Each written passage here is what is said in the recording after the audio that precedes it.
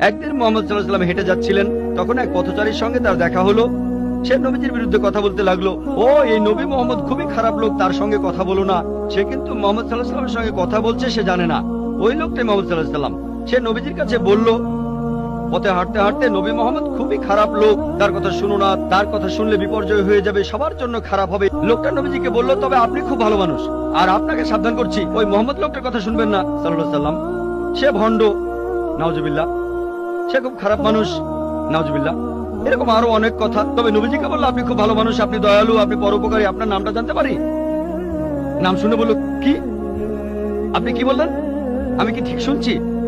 আপনার নাম মোহাম্মদ সাল্লাল্লাহু আলাইহি ওয়াসাল্লাম? তখন সে বলল, আশহাদু আল্লা ইলাহা ইল্লাল্লাহ ওয়া আশহাদু আন্না মুহাম্মাদুর রাসূলুল্লাহ। যখন সেই লোকটা বুঝতে পারলো যে এই লোকটাই মোহাম্মদ সাল্লাল্লাহু আলাইহি ওয়াসাল্লাম, আমি অন্য মানুষের কাছে শুনেছিলাম সে খুব খারাপ মানুষ, ইনি তো ভালো মানুষ, তখন সে ইসলাম গ্রহণ করলো।